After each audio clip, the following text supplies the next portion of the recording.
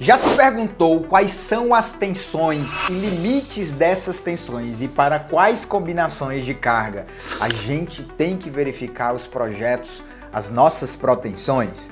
A NBR 6118 foi atualizada, mudou os valores dessas tensões, sejam elas de compressão ou de tração, e no vídeo de hoje nós vamos permear todas as combinações, ato da protensão, combinação quase permanente, combinação frequente e combinação total de normal e momento. Vamos passar por todas elas, olhando o limite de compressão, o limite de tração, mostrando o item na norma, fazendo essa interpretação para você saber exatamente onde está pisando na hora que estiver executando e analisando as suas protensões aí. Fica aqui comigo até o final porque eu te prometo que vai valer a pena. Eu sou Enzo Portela, coordenador do Instituto Nacional de Engenharia Civil, e no vídeo de hoje, de uma vez por todas, nós vamos tirar todas as suas dúvidas no que se refere ao cálculo de tensões de compressão e tração em peças protendidas. Bora lá! Bom, primeira coisa que eu quero fazer contigo é pegar esse projetinho aqui dessa viga faixa protendida.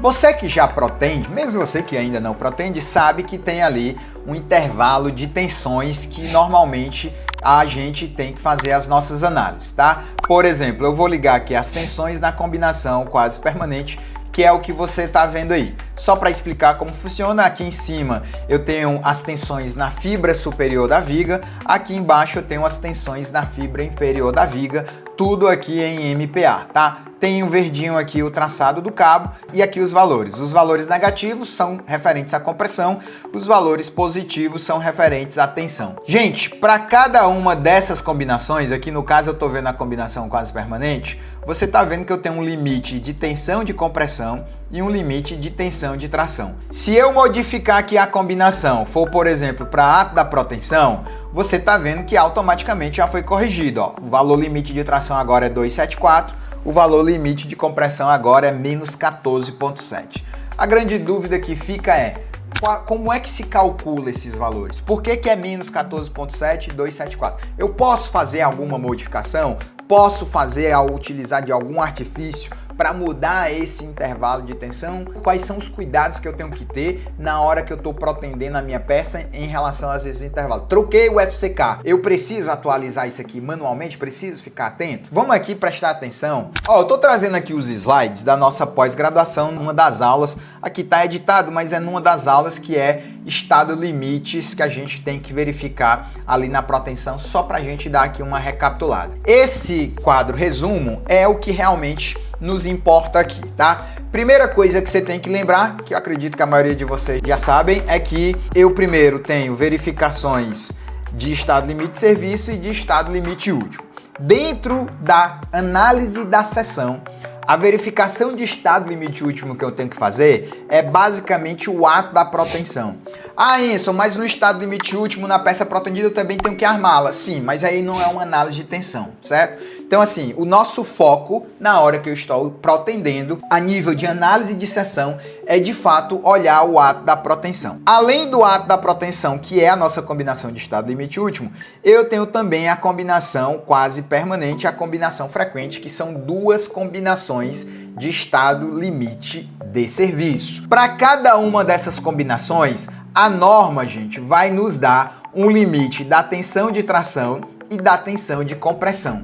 No caso específico da tensão de tração para o ato da protensão, o valor limite dessa tensão é 1,2 do FCTM, que é a resistência do concreto à tração média, tá? A norma nos permite calcular o FCTM, como você está vendo aqui embaixo, através de 0,3 de FCK elevado a 2/3.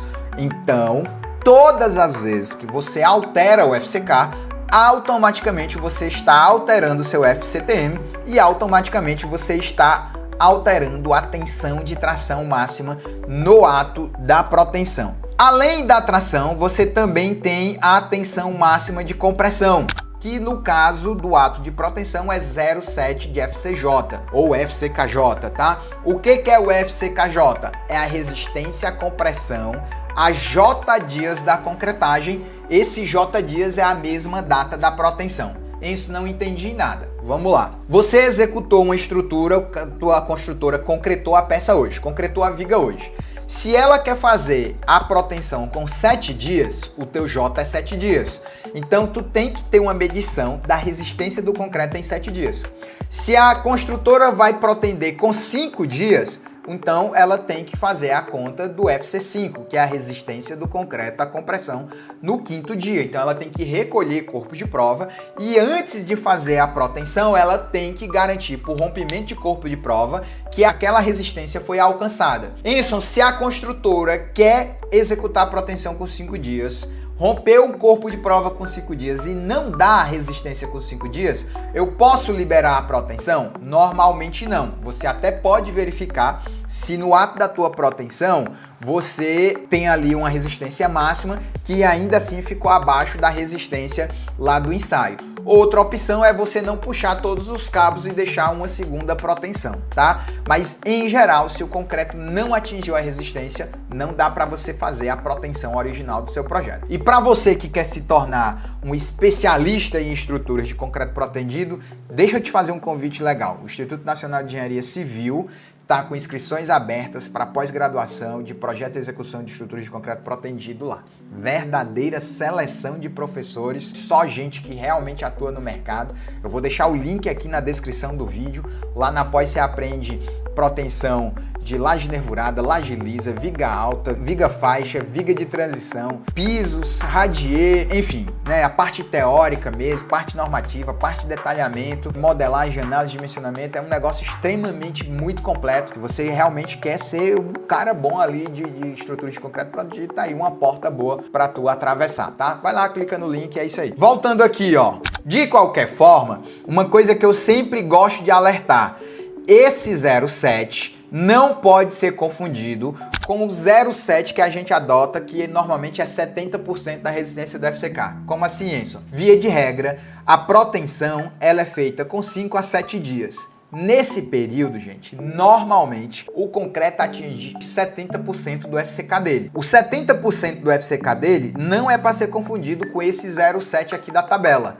Porque o 70% é o quanto o concreto já atingiu de resistência naquele 5º ou 7º dia, tá? Normalmente, por exemplo, com 14 dias, o concreto atinge 90%.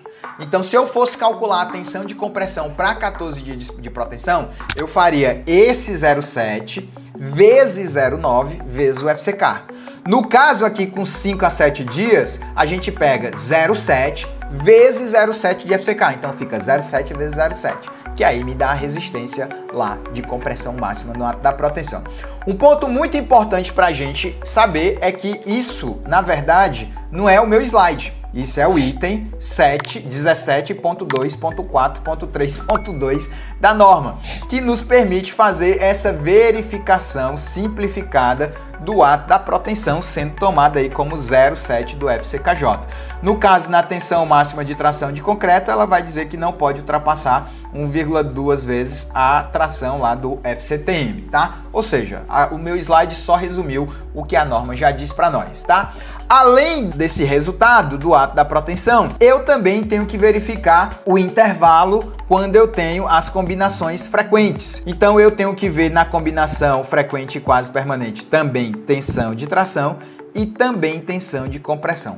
Para este caso específico, a norma 6118 fez uma alteração no FCK na resistência à compressão para o caso da combinação quase permanente. Se a gente for lá olhar a norma 6118, logo aqui embaixo, a norma agora diz pra gente que se você quer ficar lá no nível de protensão completa ou protensão limitada, que é o que é definido na norma, na sua combinação quase permanente, a sua resistência de compressão tem que ser 0,45 de FCK e na sua combinação frequente tem que ser 0,6 de FCK. Portanto, se a gente está fazendo protensão e está olhando a combinação quase permanente, normativamente, vamos dizer que o teu FCK é 30 MPa. Então, 30 vezes 0,45, a tua tensão máxima de compressão é 17,5.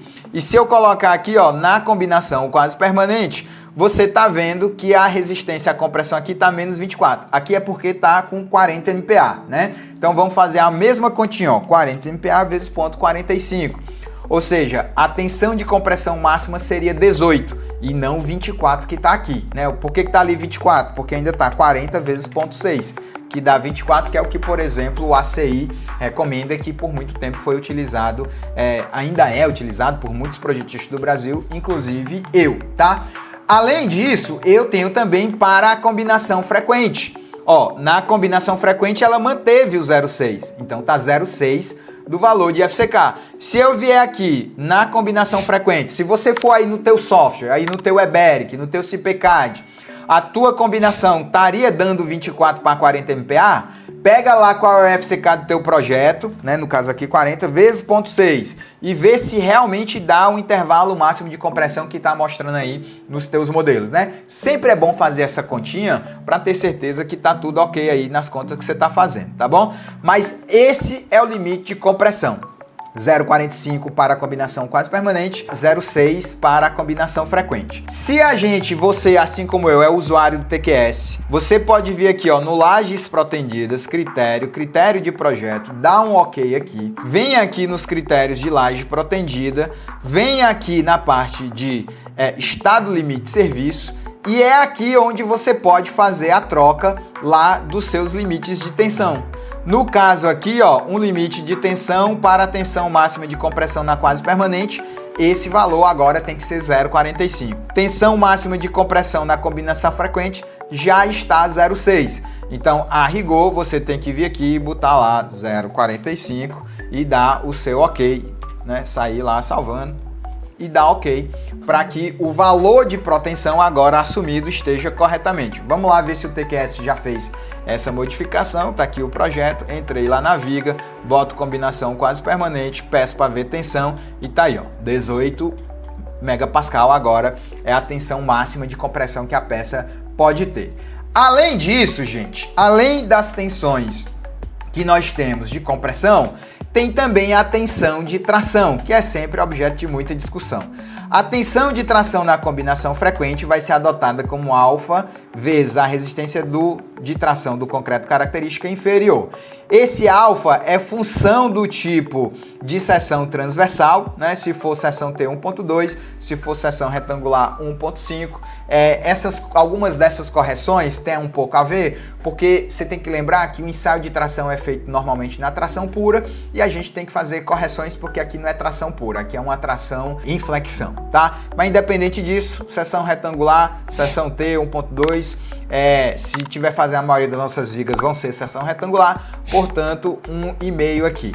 Como é que eu faço o cálculo do FCTK inferior? Pega lá como 0,7 de FCTM, sendo FCTM de 0,3 de vezes FCK, e aí 2/3 aí, tá? É só esse valor automático. Esse valor é o valorzinho que, por exemplo, na combinação frequente vai aparecer aqui, ó.